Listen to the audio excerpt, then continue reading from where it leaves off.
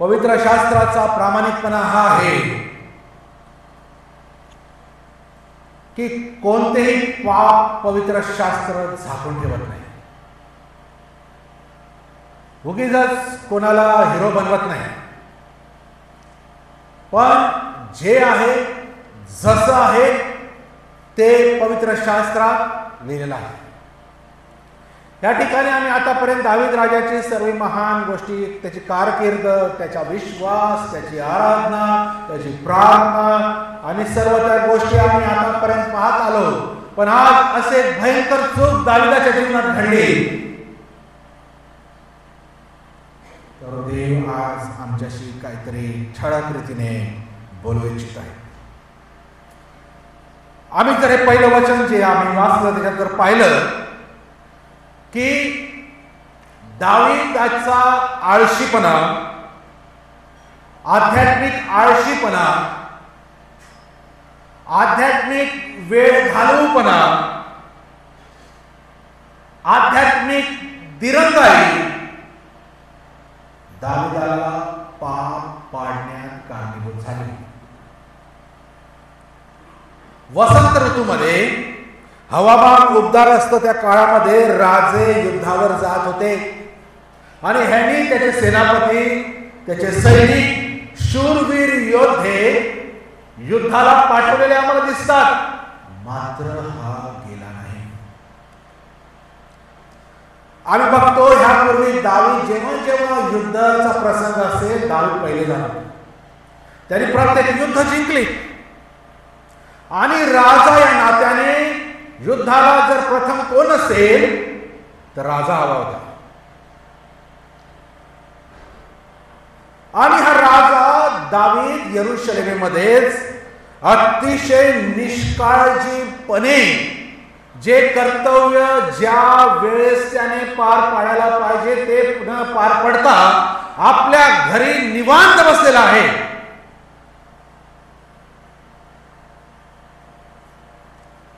दोन शमूएल 10:17 पाहिलं की दावीद यापूर्वी जेव्हा जेव्हा युद्ध होत होते तेव्हा दावीद स्वतः त्या युद्धांमध्ये हजर होता.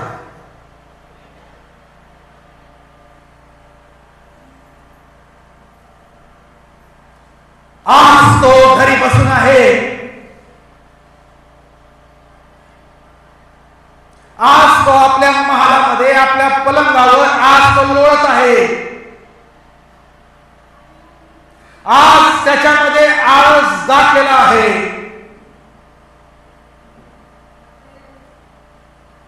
आज त्याला स्वस्थता हवी आहे.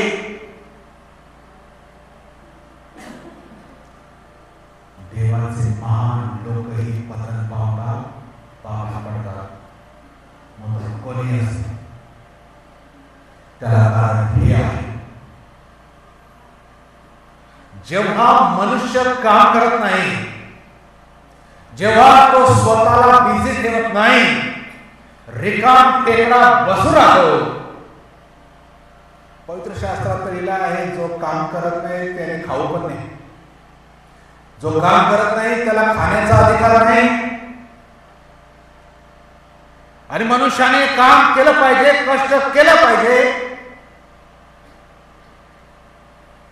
कारण तो त्यामध्ये मग बिझी असतो, व्यस्त असतो. पण रिकाम टेकडे घरी बसून हे असे काम होतात.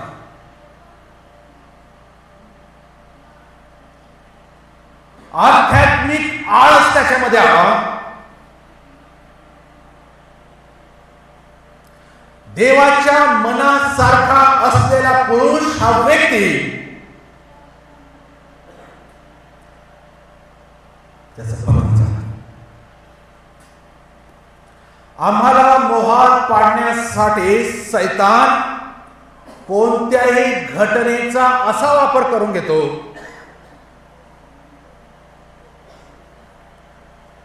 तेवढी त्याच्यात ताकद आहे, तेवढी त्याच्यात शक्ती आहे सैतानामध्ये. आम्ही योबाच्या पुस्तकात जर पाहिलं पहिल्या अध्यायामध्ये वाऱ्याचे लोळ पाठवतो, अग्नीचे लोळ पाठवतो, तो होत्याचं नवथत करतो, तो त्याच्यात ताकद आहे, त्याच्यातली शक्ती आहे. तेवढं सामर्थ्य त्याच्यामध्ये आहे. घरे हादरून टाकायचं सामर्थ्य त्याच्यामध्ये आहे. कोणीतरी त्या बहिणीला शांत बसायला, मला डिस्टर्ब होते. दावीद कोणतीही खास गोष्ट करत नव्हता. तो कंटाळलेला आहे, थोडी विश्रांती घ्यावी म्हणून तो झोपलेला आहे. तो राजवाड्याच्या झोपेतून उठून राजवाड्याच्या गच्चीवर आळस द्यायला, स्ट्रेस व्हायला तो गच्चीवर गेलेला आहे. ज्याला आपण म्हणतो ना, दुपारची थोडी झोप घेतल्यावर आपण चहा वगैरे घेतो, थोडंसं सुस्तवलेलं वाटतं. अशी सुस्ती, असा आळस त्याच्यामध्ये भरलेला आहे. बघा बॅकग्राऊंड मी का सांगत आहे, फार महत्वाचं आहे. आणि त्या महालाच्या गच्चीवर तो फेरफटका मारण्यासाठी गेलेला आहे.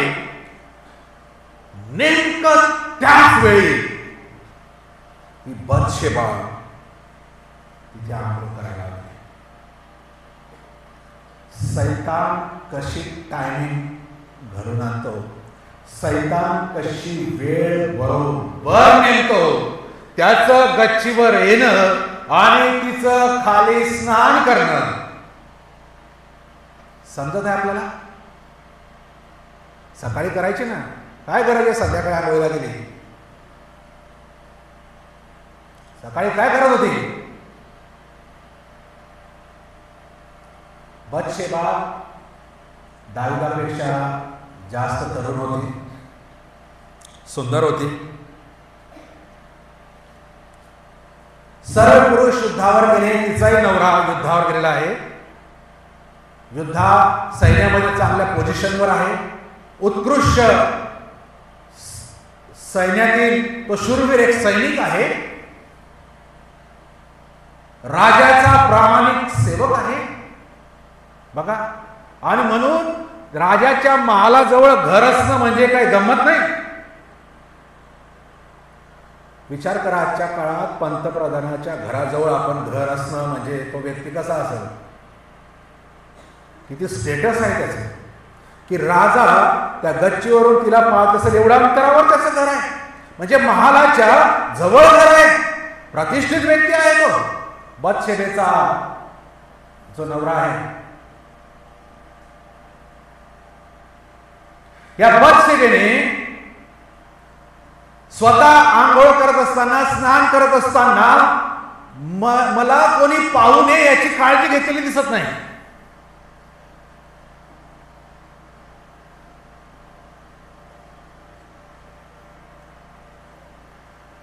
साहजिक आहे, राजवाडा आहे, उंच आहे, त्याला गच्ची आहे. इतर घरांपेक्षा उंच का आहे? राजवाडा आहे. आणि तिथून दावीद तिला पाहत आहे.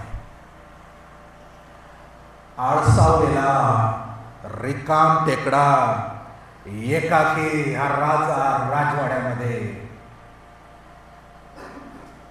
गच्चीवर फेऱ्या घालता घालता त्याच्या शेजारच्या घराकडे त्याची नजर जाते आणि सैतान त्याच्या मनात आकर्षण निर्माण करतो. अशी तरतूद, अशी फिल्डिंग, आपल्या भाषेत आहे तशी फिल्डिंग तो लावतो. ऑर्डिनरी माणूस नाही दावीद. देव त्याच्याकडे साक्षात दावीद. त्याच्यासाठी सैतान सर्व प्रकारची व्यूहरचना करतो, अशी तरतूद करतो, अशी वेळ आणतो की दावीदाला आकर्षण निर्माण होईल. म्हणून आम्ही इतकी सावधता बाळगायला हवी की आम्ही खूप काही भारी विश्वास असले आहे आणि आम्ही पडू शकत नाही. आणि म्हणून मी म्हटलं आराधनेमध्ये की आमच्या पावला पावलावर सैतानाने पाश मांडले. पासे पारखे जसे पक्षी पकडण्यासाठी पाश मांडतात, आमच्या पावला पावलावर आम्ही फसावं, आम्ही अडकावं, आम्ही गुंतावं, आम्ही पडावं. आम्ही जी चालत आहोत त्यामध्ये अडखळ निर्माण आहोत आणि त्या खड्ड्यात पडावं. सैतानाने पाश मांडलेले आहे. पण देवाची दया ते पाश चुकवण्यासाठी आम्हाला रोज सहाय्य करते. इथे बघा काय झालं. सैतानाने इतका व्यवस्थित व्यूहरचना केलेली आहे, प्लॅनिंग केलेली आहे आणि तो वेळ पण असा जुळून आणलेला आहे. या संध्याकाळच्या वेळेस ती बरोबर तिथे आंघोळीला जात आहे, ती पण काळजी घेत नाही आणि तो पण बरोबर बाहेर येत आहे.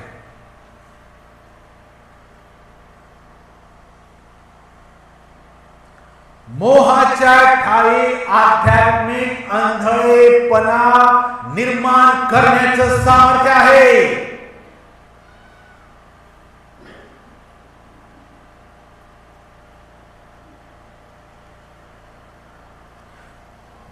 मनुष्य सावध असताना हल्ला केला जात नाही, मनुष्य बेसावध असताना हल्ला केला जातो.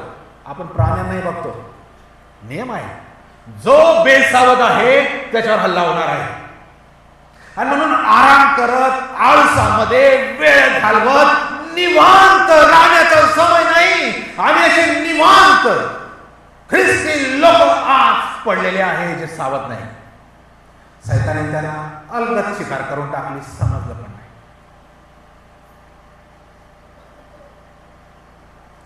मान्य आहे, दाविदाच्या काळात राजांना सर्व अधिकार आहेत. राजाला जे वाटेल तो राजा करू शकत होता. तेव्हा त्यांना त्यावेळेस किती बायका असतील, ह्या गोष्टी तेव्हा सामान्य होत्या त्या काळामध्ये, परंतु दाविदासाठी नव्हत्या. कारण दाविदाला मोशेने दिलेले नियम माहिती होते आणि मोशेचे नियम वाचलेले होते. मोशेचे नियम दाविदाला पाळणं अगत्याचं होतं, त्याचं आचरण करणं बंधनकारक होतं. परंतु इथे आम्हाला दिसतं दाविदाला विसर पडला आणि त्याने आपल्या सेवकाला हाक मारली. तिसऱ्या वचनात आता जा तिथे कोण राहत त्याची चौकशी कर. त्याला माहिती नाही कोण राहत त्याच्या शेजारी. चौकशी झाली आणि क्षणात त्याला उत्तर मिळाले, शेजारचे घर आपला एक सर्वोत्तम सैनिक उरियाचा आहे आणि यहोवा बरोबर तो आपल्यासाठी युद्धावर गेलाय. त्याची पत्नी घरी आहे आणि तिचं नाव बतशेबा आहे असं सेवक सांगतो. आणि राजा म्हणतो की जा बेतशेबेला घेऊन या, मला तिच्याशी काय बोलायचं आहे. काही वेळातच बतशेबा त्याच्या समोर येते. तिच्यासाठी राजाला विरोध करणं सोपे नव्हतं. तो राजा होता आणि काही क्षणात आपल्या सर्वोत्कृष्ट योद्ध्याच्या पत्नी बरोबर त्याने व्यभिचार केला. सर्व धार्मिकता एका क्षणात धुळीला मिळाली.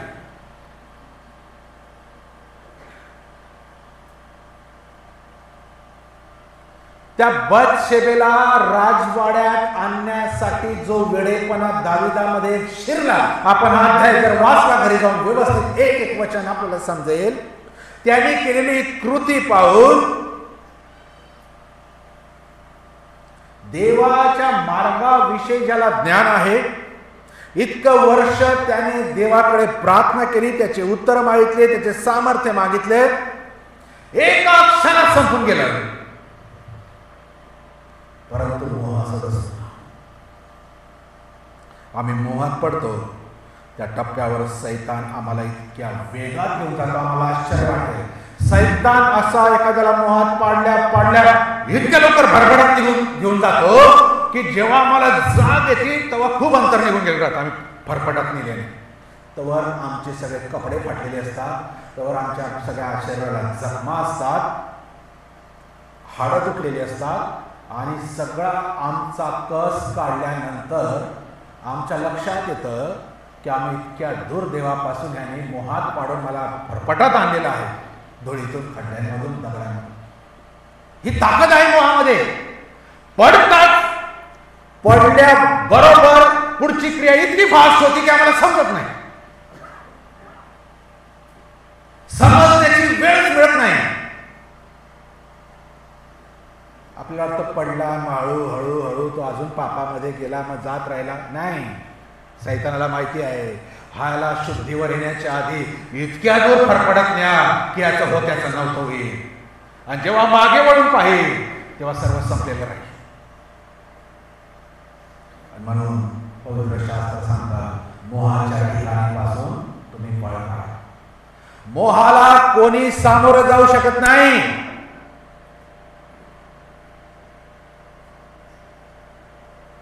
आणि मोहापासून आम्हाला एकच मार्ग आहे, मार्ग बदलणं, दूर जाणं. पहिले कोरिन्थीस पत्र 6 अध्याय 18 वचन. पहिले कोरिन्थीस 6 आणि त्याच्या 18व्या वचनात दिलं आहे, जाड कर्माच्या प्रसंगापासून खाली आपल्याला पळ काढा.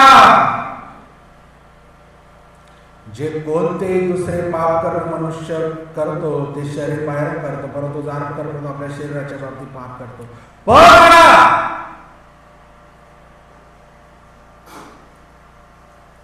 त्याच पहिले कोरिन्थीस 10 अध्याय 14 वचनात लिहिलं आहे, 10 आणि 14 लिहिलं आहे, म्हणून माझ्या प्रिय बंधूंनो तुम्ही मूर्ती पूजेपासून दूर पळा.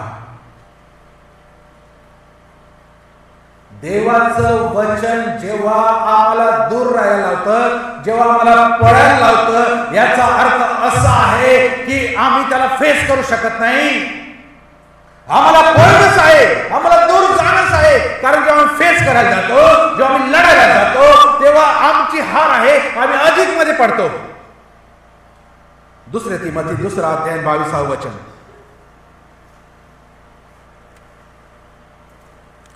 दुसरे तिमोथी 2 अध्याय आणि त्याचं 22 वचनात लिहिलं आहे, तरुणपणाच्या वासनांपासून दूर पळ आणि शुद्ध मनाने प्रभूचा धावा करणाऱ्यांबरोबर नीतिमत्व, विश्वास, प्रीती, शांती याच्या पाठीला. या वासनांपासून दूर पळ.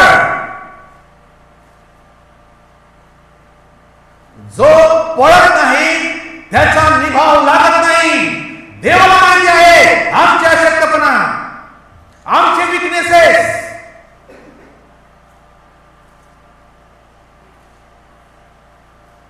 आणि आम्ही हलक्यात घेतो. अनेक दिवस आम्ही हलके होऊन जातो.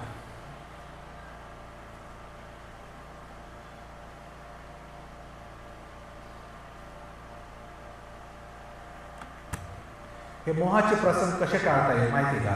देवाचं वचन सांगतं मत्ते 26 आणि 41 मध्ये, तुम्ही परीक्षेत पडू नये म्हणून जागरूक राहा व प्रार्थना करा. एक फक्त दोष, या परीक्षा, हे मोह, हे संकट ह्याच्यात पडू नये म्हणून काय करा? हा एक फरक आहे. आम्ही प्रार्थना करतो, पण प्रार्थना करण्याच्या आधी लिहिलं आहे जागृत राहा, अलर्ट राहा आणि मग प्रार्थना करा. प्रार्थना औपचारिकता नसावी, प्रार्थना फक्त परंपरा नसावी, प्रार्थना फक्त दिनचर्या नसावी. मला करायची आहे, मी काहीतरी बसतो, काहीतरी करतो, काहीतरी मागतो, ही प्रार्थना नाही. ही जागरूकतेने केलेली प्रार्थना नाही. जागरूकतेची प्रार्थना आहे की देवा मला ह्या गोष्टी दिसत आहे, ह्याच्यापासून मला वाचव. माझ्या घरात, माझ्या आजूबाजूला, माझ्या मित्रमंडळीत, माझ्या नातेवाईकात या ज्या समस्या आहेत, आम्हाला जागरूक कर आणि मग मी प्रार्थना करतो. हा फरक आहे. प्रार्थना करणं आणि जागरूक राहून प्रार्थना करणं. जसं वॉचमॅन असतो, आपण त्या वॉचमॅनच्या किंवा काय म्हणतात त्याला, जो आपलं शेत सांभाळतो, आपलं घर सांभाळतो, त्याच्या भरोशी आपण सोडतो त्या आपली मालमत्ता, आणि तो बी रात्री झोपून घेतो. आपल्याला वाटतं आपलं सर्व सुरक्षित आहे. असं वाटतं की प्रार्थना करणं त्याला म्हणतात. पण जो जागृत राहून त्याचं रक्षण करतो त्याला म्हणतात जागृत राहून प्रार्थना करणं. हा फरक आहे. आणि आम्हाला मोहापासून पळायचं असेल तर आम्हाला जागृत राहावं लागणार आहे. देवाच्या सेवेमध्ये त्याने किंवा तिने संपूर्णपणे समर्पण केलेले नसेल तर मोहाच्या परिस्थितीमध्ये जागृत राहण्याकडे त्याचं लक्ष जाणार नाही, तिचं लक्ष जाणार नाही.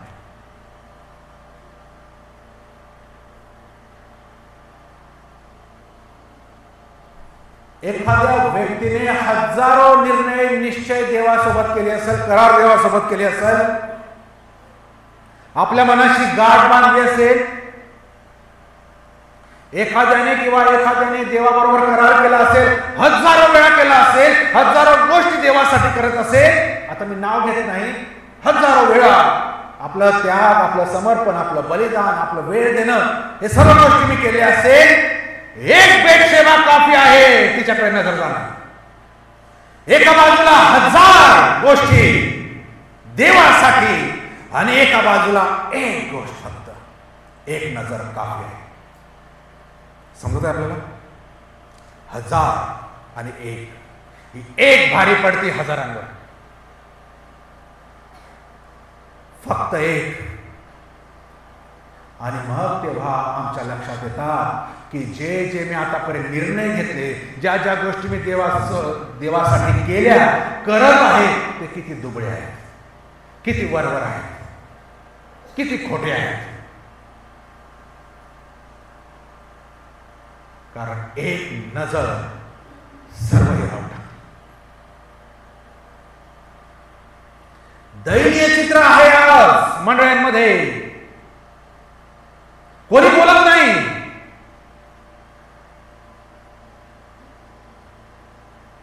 काय काय तर नुसती नजर नाही, बेचेच्या घरी जायला निघून गेले राहिला.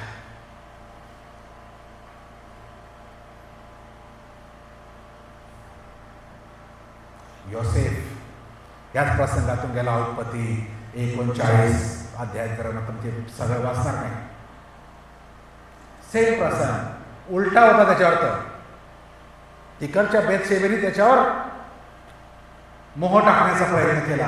अधिक कठीण होतं ते. तर इथे तर दावीद करत आहे, तिथे योसेफावर आहे. पण योसेफाने काय केलं? काय केलं? पळ काढला.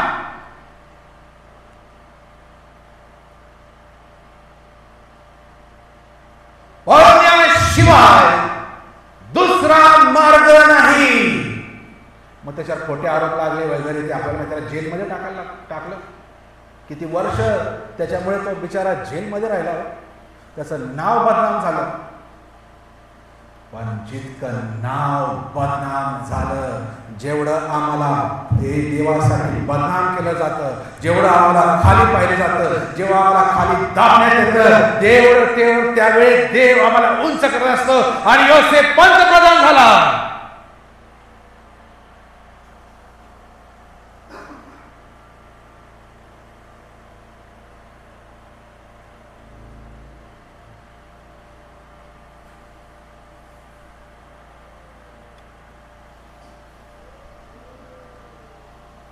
जेव्हा जेव्हा मोह येतात, आम्हाला प्रभूची प्रीती आठवून आनंद करायला पाहिजे.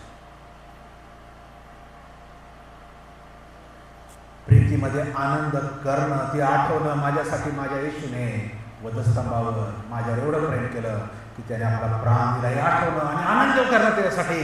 हे बाकी गोष्टी मला हलवू शकत नाही. हेच एक रहस्य आहे प्रभूमध्ये आनंद करणं. आणि जो मोहावर विजय मिळवतो ना, तोच आनंद करू शकतो प्रभूमध्ये. आज बघा ख्रिस्ती लोक रेंगाळत जीवन जगत. रेंगाळत. आनंद केव्हा संपून गेला. नुसते भांडण, कलह, तट, मत्सर अंतकरणात असे फुगून गेले. अंतकरण इतके पॅक भरलेले. आनंद करू शकत नाही. ओरडून सांगा देवासाठी काहीतरी करा, करू शकत नाही. कारण मला माहिती आहे बतशेबा इथे बसलेली आहे. ती मला हात उंच करू देणार नाही. ती मला देवाची स्तुती मन भरून करू देऊ शकत नाही. ती म्हणाल तू किती ते वर केले, बाहेर तर निघ.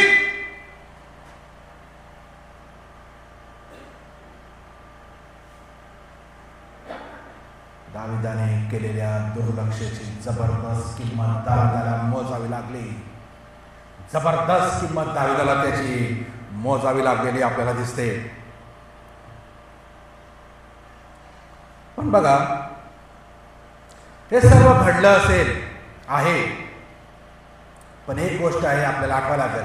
देवाने शपथ वाहिली होती मागे, मी तुझं घरानं कायमचं निरंतरच स्थापित. देवाने शपथ वाहिली. याच्यावरती आपण बोललो, जेव्हा देव शपथ वाहतो तेव्हा चुकी झाली तरी देव जे बोलला ते करतो. कारण दाविदाने देवाला इतका आनंद दिला होता त्याच्या जीवनामध्ये, इतका आनंद दिला होता, देव इतका खुश होता त्याच्यासाठी की त्याने त्याच्यासाठी सर्व काळाची व्यवस्था करून दिली होती. माझा प्रश्न कसा झाला बघा ना.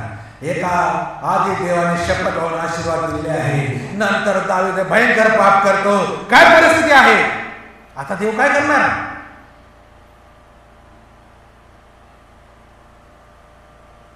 अशा वेळेस देव त्याच्या त्या लेकराला असा धडा शिकवतो की तो त्याच्या कायमच्या लक्षात राहतो, जेणेकरून ते त्याचं देवाचं लेकरं परत त्यांच्या राहिलेल्या आयुष्यामध्ये अशा चुका करणार नाही. धडा शिकवतो. इब्रिलोकास पत्र 12वा अध्याय आणि 6वे वचन. हा फॅन इथे माझ्याकडे वळव ना, फॅन माझ्या दिशेला वळव फॅन. इब्रिलोकास पत्र 12वा अध्याय 6वे वचन कोणीतरी वाचा.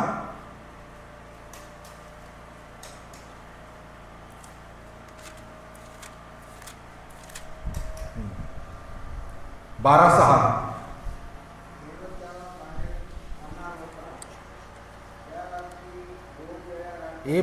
इब्रिलोकास पत्र 12वा अध्याय 6वा.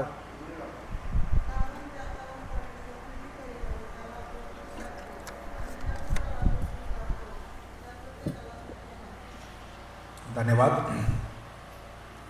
कारण ज्यावर परमेश्वर प्रीती करतो, नीट ऐका, ज्यावर परमेश्वर प्रीती करतो त्याला तो आशीर्वाद देतो, बरे करतो. काय करतो? किती वेगळे वचन आहे की नाही. शिक्षा करतो. ज्याच्यावर देव प्रीती करतो त्याला तो शिक्षा करतो आणि त्या पुत्राला तो स्वीकारतो. त्या प्रत्येकाला फटके मारतो, देव मारतो आणि आपण सैतानावर टाकतो. देव मला शिक्षा करतो. देव दाविदाला शिक्षा करत आहे का? कारण त्याचं देवाचं आमच्यावर प्रेम आहे. पण आम्हाला वाटतं आम्हाला ती शिक्षा नको वाटते आणि मग आम्ही अजून देवाच्या शिक्षेचा अनादर करून देवापासून अधिक दूर जातो, अधिक पापात पडतो आणि सगळं जीवन संपवून देतो. आणि जर 4थ्या वचनापासून या अध्यायामध्ये वाचलं तर आपल्याला पुढे नीट समजेल की कशा प्रकारे लिहिलंय. 5 वचनात लिहिले, आणि तुम्हाला पुत्राप्रमाणे केलेला बोध तुम्ही विसरून गेला आहात काय?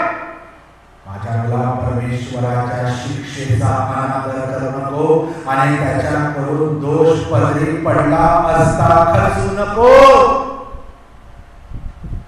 7व्या वचनात लिहिलं आहे, शिक्षणासाठी तुम्ही शिक्षा सहन करीत आहात. 8व्या वचनात लिहिलं आहे, शिक्षेवाचून तुम्ही जर आहात तर तुम्ही पुत्र नाही दासी पुत्र आहात. इतकं जबरदस्त वचन आहे. जर ज्याला शिक्षा होत नाही तो देवाचा पुत्र नाही, तो दासी पुत्र आहे. मग शिक्षा चांगली आहे की वाईट आहे? शिक्षा चांगली आहे की वाईट आहे?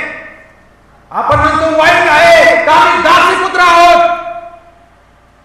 आणि वरून वाढत दिली आहे 5व्या वचनामध्ये, शिक्षा शिक्षेचा अनादर करू नको, म्हणजे शिक्षेचा आदर कर.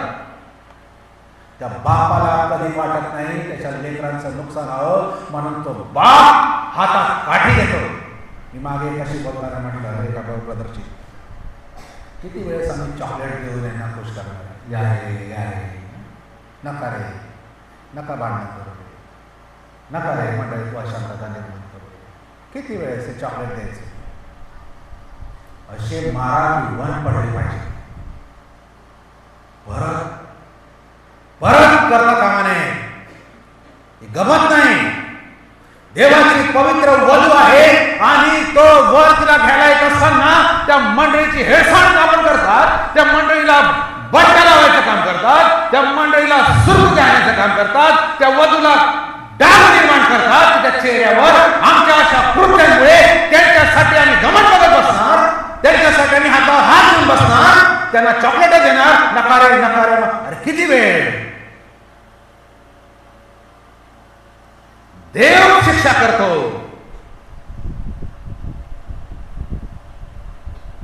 व जेव्हा ते लेकरू आठवतं त्या बापाने मारलेल्या काठीचे, अशी दश असते ते लेकरू वेळ प्रसंगी लग्न देखील करून देत नाही, अशी बेकार मार. का त्या बापाला असं वाटतं की हे दुश्मन आहे माझ्या लेकरू. का त्या आईला वाटतं इतकं मारणं ठीक आहे, पण त्या आईला माहिती आहे, त्या बापाला माहिती आहे, जे काम चॉकलेटने होणार नाही ते काम ह्या काठीने होईल. आणि इथून पुढे त्याच्या आयुष्यभर विसरणार नाही आणि परत चूक करणार नाही. आणि देव म्हणून शिक्षा करतो आणि तिचा सन्मान केला पाहिजे, तिचा आदर केला पाहिजे. आज आम्ही ते बसले आहेत, कुठेतरी आमच्या बापाने आम्हाला मारलेला आहे, म्हणून आहे आमच्या आईने मारलेला आहे, आमच्या आईने कुठेतरी भाकर दिली नाही, कारण मी चूक करत होतो काहीतरी गोष्टी, म्हणून आम्हाला वळण लागलं आणि म्हणून आम्हाला शिस्त लागली आणि म्हणून आज आम्ही इथे बसलेले आहोत बेशिस्तासारखे बाहेर नाही. त्याला कारण हे आहे, देव ज्याच्यावर प्रेम करतो त्याला शिक्षा करतो. नीतिसूत्र 3रा अध्याय आणि 12व्या वचनात देखील तेच दिलं आहे. नीती 3:12 दिलं आहे, कारण जसा बाप आपल्या आवडत्या मुलाला तसा परमेश्वर ज्याच्यावर प्रीती करतो त्याला शासन करतो. एकदम क्लिअर आहे. जर आम्ही देवाच्या हाताखाली आज असाल, देवाच्या तडाख्यामध्ये आम्ही असाल, देवाचा हात आमच्यावर जात नसेल, देवाचा क्रोध आमच्यावर जात नसेल, का माहिती का? देवाला धन्यवाद द्या, देवा तुम्हाला शिक्षा दिली पण मला समजत नाही, यासाठी की माझा अनंतकालिक नाश होऊ नये म्हणून मी आता सुधरावं, आता भानावर राहावं, आता तुझ्या मार्गावर चालावं. जे तुम्हाला निवडलं, जे तुम्हाला पाचारण केलं पण मला समजलं नाही, मी तुझ्या सानिध्यात असावं, तुझ्या आज्ञेमध्ये असावं, तुझे नियम मी पाळायला हवे होते, मी पाळत नाही आणि म्हणून तुम्हाला शिक्षा करत आहे. आता मला समजलं देवा, हे सर्व ज्या दिवशी मला समजेल आणि निर्णय घेईन त्यावेळेस देव त्याचा हात त्याची शिक्षा बाजूला करेल आणि त्या दिवशी बघा देव आकाश कपाटावर उघडून मला आशीर्वाद देतो की नाही याची प्रचिती देईल. आम्हाला मिळत नाही कारण आम्ही शिक्षेच्या काळात आहोत. शिक्षा का आहे? कारण आम्ही चुकत आहोत. इतकं सोपं आहे, इतकं सोपं आहे. पुढे जाऊ, विषय संपणार नाही. आणि म्हणून देव दाविदाला त्याच्या पिढ्यानपिढ्यानंतर आशीर्वादाची शपथ वाहिली, पण त्या कृतीचं प्रतिफळ देणार आहे. दाविदाला देवाने घोर पापात पडू दिला, घोर. आपण पहिले 2 शमूएल 11वा अध्याय जर वाचलं, त्याच्या 5व्या वचनामध्ये बत्शेबा लवकर गरोदर राहिली आणि दाविदाने 3 वेळा त्याने केलेल्या पापावर पांघरूण घालण्याचा प्रयत्न करतो. तो पहिले बत्शेबेच्या नवऱ्याला घरी बोलवतो, उरियाला घरी बोलवतो आणि ह्या घडलेल्या गोष्टी तो झाकण्याचा प्रयत्न करतो आणि बत्शेबेच्या पोटातलं बाळ हे उरियाचं आहे असं पटवण्याचा दावीद प्रयत्न करतो आणि 9व्या वचनामध्ये आम्ही बघतो हा डाव यशस्वी होत नाही, कारण आपण बघतो हा उरिया मोठा कर्तृत्ववान कर्तव्यदक्ष मनुष्य होता आणि वैवाहिक सुखापेक्षा त्यांनी त्याच्या कर्तव्याला प्रायोरिटी दिली. तो सैन्यात त्याला माहिती युद्धाला जायचं आहे आणि तो आपलं घर, आपली पत्नी, आपला परिवार सोडून तो त्याच्या कामावर आहे, तो युद्धावर आहे. दावीद उरियाला दारू पिऊन वाजण्याचा प्रयत्न करतो. कुठे पाप कुठपर्यंत येतं? ज्या दाविदाचे आम्ही इतके गोडवे गातो आज तो कुठे आहे?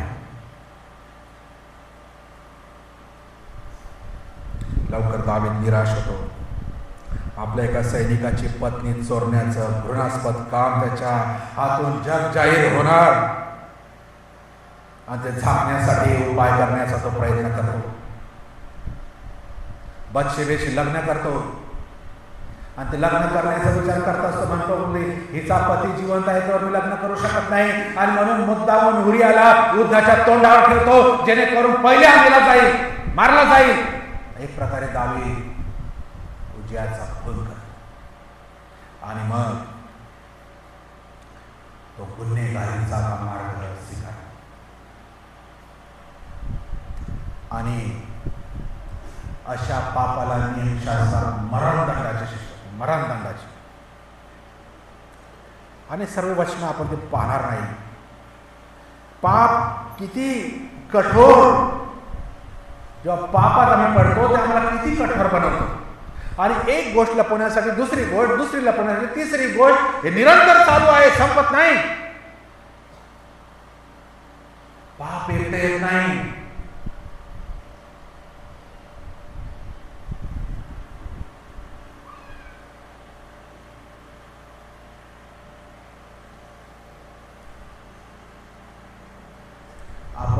काय केलं, कोणाची चूक आहे यामध्ये दाविदाने स्वतः जातीने लक्ष घातले असते तर देवाने त्याच्यावर न्याय आणला नसता.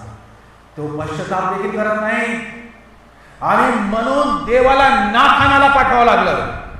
तिथे एंट्री होती देवाच्या सेवकाची. पण दावीद आपले मन कठीण करतो. त्याने केलेल्या कृतीची जराही त्याला खंत वाटत नाही, जराही त्याला पस्तावा येत नाही, त्याला पश्चाताप होत नाही. खरंच पाप एखाद्याचं मन किती कठीण करतं आणि म्हणून आज भाऊ भावाशी बोलत नाही, बहीण भावाशी बोलत नाही. इतकं ताकद आहे ना त्या पापामध्ये, कठोरता निर्माण करते की आमचं मन पाषाणासारखं, दगडासारखं इतकं कठीण करतं. इतकी ताकद आहे. देवाचं वचन म्हणतात, जर तुम्ही त्याची वाणी ऐकाल तर आपलं मन कठीण करू नका. परत वेळ मिळते की नाही त्याच्या कठीण मनात सकटच कठीण दगडाच्या खाली ठेवावं लागेल. नंतर दगड उचलायला कोण जात नाही. त्यावर संधी आहे. आणि केवळ दावीद त्याचं पाप कबूल करत नाही, पश्चाताप करत नाही. देव त्याला एखाद वर्ष निघून जातं या घटनेला. देव त्याला संधी देतो. काय बोलत नाही की कधी दावीद त्याला पश्चाताप होईल, कधी दावीद माझ्याकडे येईल, कधी देवाला सांगेल मी चुकलो. दावीद बोलत नाही. देवाने पश्चातापाची वेळ दिली तरी दावीद बोलत नाही आणि नाईलाज असतं.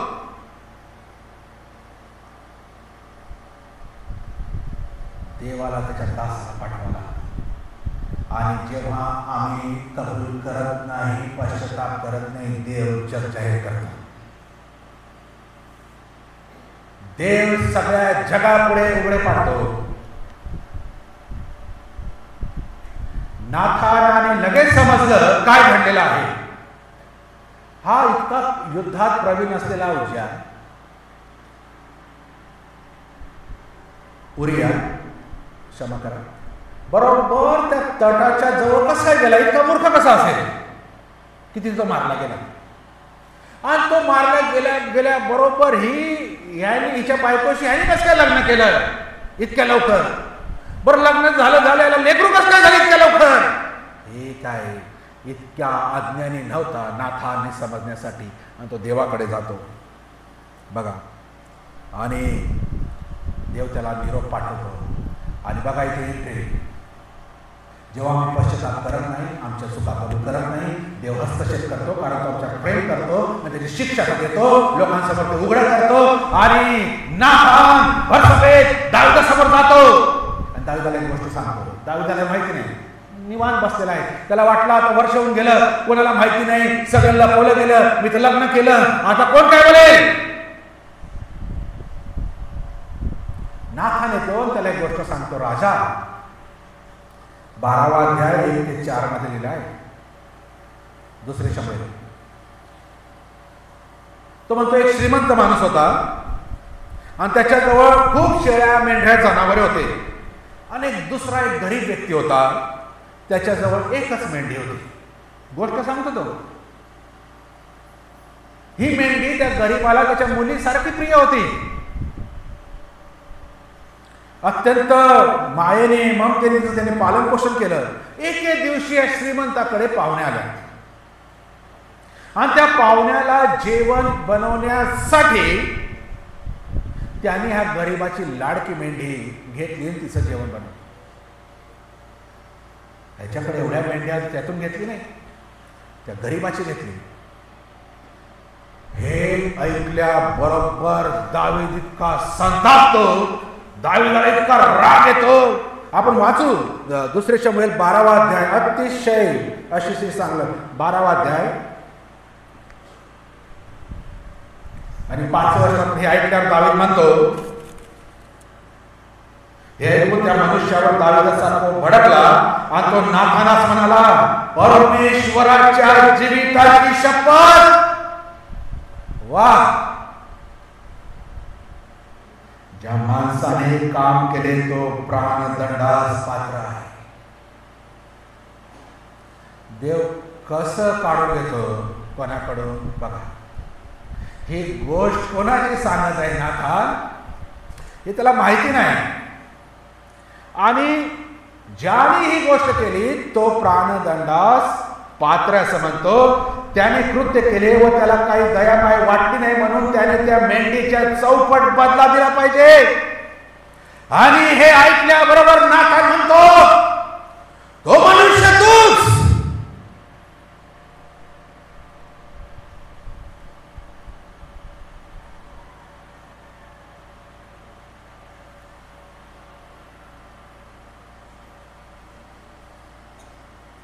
उरियाच्या बायकोची केलेली चोरी आणि उरियाचा केलेला घात पुन्हा मरण दंडास पात्र आहे, तोच सांगत.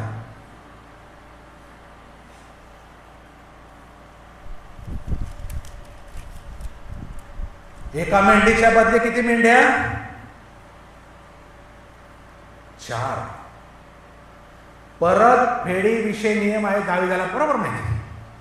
तो काय म्हणतो 6व्या वचनात, दुसरे शमूएल 12वा अध्याय 6व्या वचनाचा शेवटला भाग, त्याने त्या मेंढीच्या चौपट बदला दिला पाहिजे, 4 पट भरपाई. निर्गमाचं पुस्तक मोशे कर्वे, देवाने परतफेडीचा नियम लावला. निर्गम 22 आणि त्याच्या पहिल्या वचनात लिहिलं आहे, एखाद्या मनुष्याने बैल किंवा मेंढरू चोरून ते कापिले किंवा विकून टाकले तर त्याने बैलाबद्दल 5 बैल आणि मेंढराबद्दल 4 मेंढ्या द्याव्या. बैलाबद्दल 5 बैल, एका मेंढराबद्दल 4 मेंढ्या द्याव्या. स्वतः देवाने मोशेद्वारे हे नियम इस्रायल लोकांना लावून दिले. जेव्हा मी परतफेड करतो, अरे हा मी तुझं एक अशी गोष्ट घेतली होती, आता ही परत घे, नाही, हा न्याय नाही.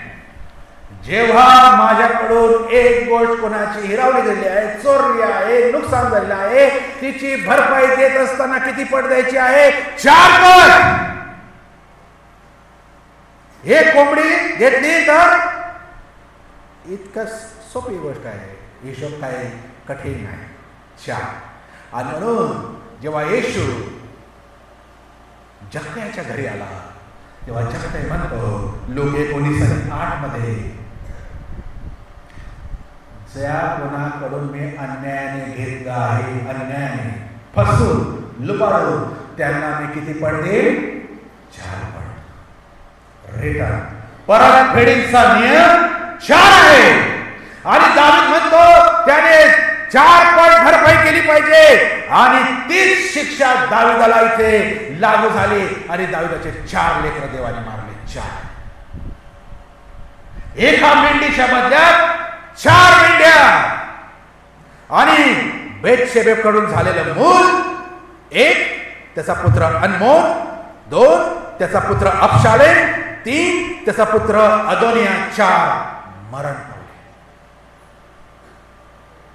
त्याची 4 आवडती प्रिय लेकरं मरण पावली. न्याय आहे, न्याय.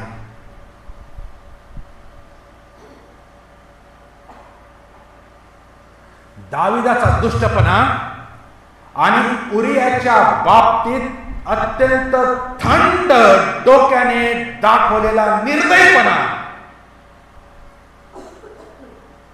त्याची भरपाई देवाने त्याच्या 4 पुत्रांकडे. विचार करा. आम्हाला वाटतं कोणाला समजत नाही, कळत नाही. तो तिथे पाठवत, जो आहे ज्याला तो पाठवतो. आणि एक गोष्टीचे मला सांगावीशी वाटते, मला सॅल्यूट करावं असं वाटतं त्या नाथानाला.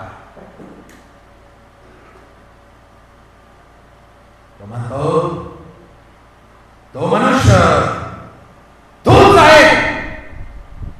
एका राजाला असं बोलणं भर सभेमध्ये गमत नाही, डेअरिंग पाहिजे. आज आमच्या समाजात देवाचे प्रतिनिधित्व करणारे, देवाचे निरोपे, देवाचे सेवक, देवाचे वचन सांगणारे सेवक हे नाथानासारखे पाहिजे, बाप्तिस्मा करणारे योहानासारखे पाहिजे, हे येशू सारखे पाहिजे. देवाने त्यांच्या हाती ज्या त्याच्या लोकांना निरोप पाठवलेला आहे, तो निरोप देवाच्या सेवकाने अगदी गांभीर्याने त्याची धार कमी आणि बोथट न होऊ देता आक्रमकतेने, अर्जन्सीने दाखवले पाहिजे. कोणी दुखले तर दुखले, कोणाला वाईट वाटलं तर वाटलं, कोणाला राग आला तर आला. देवाचा पवित्र निरोपासोबत भेसळ करता येत नाही. देवाची पाठवलेल्या निरोपासोबत तडजोड करता येत नाही. आणि तो आवेशाने कोणाला ना भीता,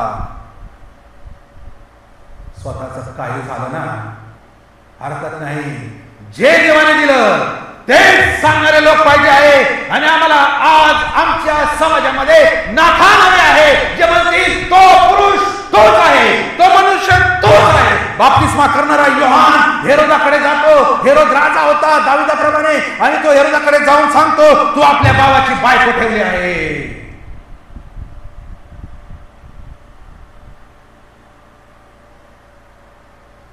येशू परुषांना म्हणतो मत्तई 12:34 मध्ये, अहो सापाच्या पिल्लांनो. कारण परुषी येशूकडे येतात आणि त्याला सांगतात, हे तुझे चमत्कार करत आहे, हे भूतांच्या सहाय्याने करत आहे. येशू आरोप ठेवतात. येशू म्हणतो, सापाच्या पिल्लांनो.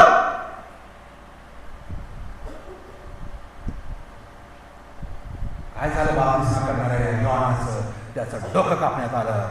ज्या बाईविषयी तो बोलला तिनेच त्याचं डोकं कापायला लावलं. येशूचं काय झालं? ज्या परुषांविषयी येशू बोलतो ते परुषी रात्रीतून त्याच्या लोकांना पैसे वाटतात आणि म्हणतात येशूविषयी साक्ष द्या, त्या बरब्बाला सोडा आणि येशूला खिळा. पैसे देऊन रात्री विकले गेले आणि येशूला वधस्तंभावर खिळण्यासाठी हे परुषीच कारणीभूत झाले, ज्यांच्यावर आरोप ठेवले ते. आणि म्हणून असे लोक आम्हाला हवे आहे. देवाचा संदेश, देवाचा निरोप, त्याच्या लोकांचा नाश होण्याच्या आधी त्यांना शिक्षेचं आठवण करून त्यांना त्या पापापासून परावृत्त होऊन देवाच्या मार्गाकडे दृष्टी लावण्यासाठी त्यांना प्रवृत्त करणारे लोक आम्हाला हवे आहे. मग ते सांगणाऱ्याचं आई झालं.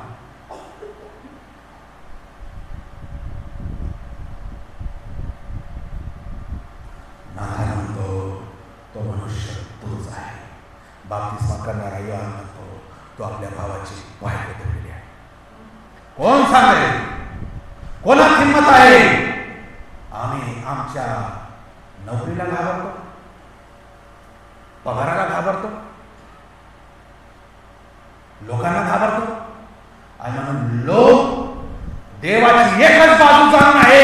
देव क्षमा करतो, देव प्रीती करतो, देव आशीर्वाद देतो, देव हे करतो, एवढंच माहिती आहे, दुसरं माहिती नाही. देव शिक्षा करतो, देवाला राग येतो, देव पाप सहन करू शकत नाही, देव त्याच्या मंडळीची हेळसांड होऊ देत नाही. कारण या मंडळीसाठी त्याने आपल्या पुत्राचं बलिदान, त्याचं रक्त सांडवलेलं आहे. तो या मंडळी विषयी हैगाय आणि तडजोड करू शकत नाही. त्याच्या पुत्राने रक्त सांडवले बरं का, ही गंमत नाही. आणि म्हणून आम्हाला जेव्हा जेव्हा मंडळीच्या कार्यासाठी उभं राहायचं आहे, आम्हाला अतिशय दक्षतेने त्या गोष्टी हाताळाव्या लागतील. आमच्या लोकांना हे भांडणं तंडे सोडून ही वेळ भांडायची नाही, ही वेळ कलह करायची नाही, मस्तर करायची नाही. ही वेळ देवाला उंच करण्यासाठी येशू लवकर येत आहे आणि आम्हाला त्याच्यासाठी तयारी आहे. आम्ही शिक्षेच्या अधीन आहोत. देवाचे आभार माना. आजार आहे, आभार माना. संकट आहे, अडचणी आहे घरामध्ये, आभार माना. देवा मला समजलं हे का आहे, हे का आहे. कारण हे त्यासाठी आहे, तू माझ्यावर प्रेम करतो म्हणून दिलं. तुला वाटतं याद्वारे मी शिकावं, याद्वारे मी तुझ्याकडे धाव द्यावी, यासाठी ते आहे. आणि जर हे तू नसते पाठवले तर मी तसंच पापात राहिलो असतो आणि एक दिवस मी माझ्या लोकात गेलो असतो. आणि मग तुझे आभार मानतो, तू माझ्यावर संकट आणले, तू आभार, मी तुझे आभार मानतो, तू मला आजार दिले, मी तुझे आभार मानतो. माझा आशीर्वाद तो अजून थांबवलेले आहे. कोणात हिंमत अशी प्रार्थना करायची? आम्ही नुसतं माग माग माग मागतो, पण आम्ही शिक्षा भोगत आहोत हे आम्हाला अजून समजत नाही. आणि म्हणून माझ्या मुला, देवाच्या शिक्षेचा अनादर करू नको, तिचा आदर कर. ज्या दिवशी आम्हाला समजेल शिक्षा देखील आमच्या आशीर्वादांसाठी आहे, तेव्हा आमच्या प्रार्थना बदलेल, आमचे विचार बदलेल, आमच्या कृती बदलेल, आमचे संबंध बदलेल आणि सैतान कन्फ्युज होईल. अरे हजारात देवाचे आभार मानतात, मला वाटले देवाला शिव्या देतील योबाच्या बायकोप्रमाणे. हा देव करत बसला, योबाला गळवे आले, योबाला फोडा आले, योबाला धुळेत राखेत बसलेला, योबाला येऊन ते कुत्रे चाटत आहे. तेव्हा ती बायको म्हणते काय देव करत बसला. सैतानाला वाटतं जेव्हा आमचा आजार आहे, सैतानाला वाटतं जेव्हा आमच्या परिवारात दुःख आहे, सैतानाला वाटतं जेव्हा आमच्या परिवारात समस्या आहे, देवाला शिव्या द्या आणि देवापासून दूर जा, अधिक व्यसनात जा, अधिक आपलं हृदय कठोर बनवा, अधिक दूर आणि दूर निघून जा. सैतानाला वाटतं ही सैतानाची चाल आहे. आम्ही बदलूया, पॅटर्न बदलूया. आम्ही धन्यवाद द्यायला सुरू. देवा तुझे आभार, मला आज तू भानावर आणलं, मला तू शुद्धीवर आणलं. आणि दुसरी महत्वाची गोष्ट, हे रिकाम टेकडे बसणं टाळ. इकडे बस, तिकडे बस, इकडे लाल तूप, तिथे काळे तूप, या पिचकाऱ्या बंद करा. आणि देवावरनं ही वेळ नाही येऊ बसायची. जो रिकामा बसला तो सैतानाच्या पाशात अडकला.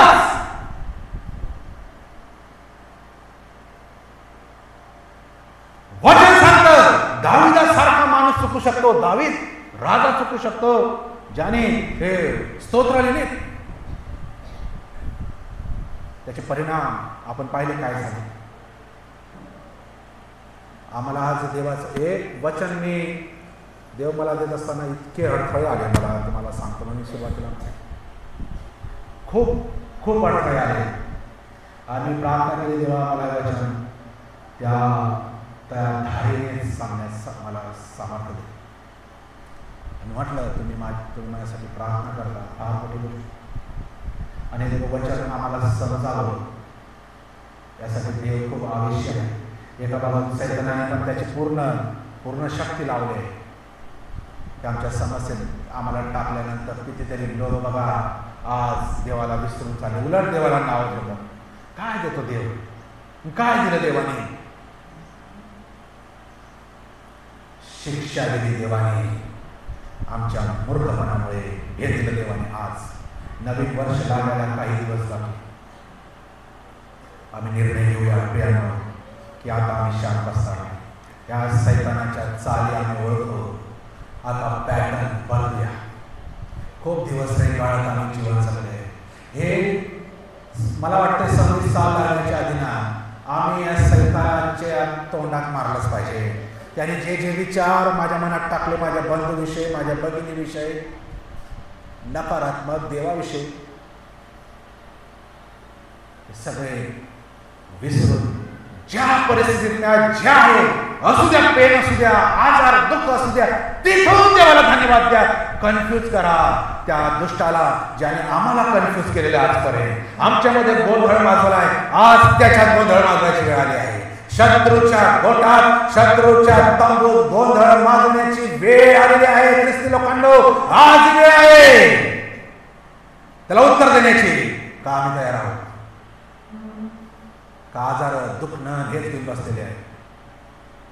आज बदलायची वेळ. आपण आपल्या जागेवर उभं राहा.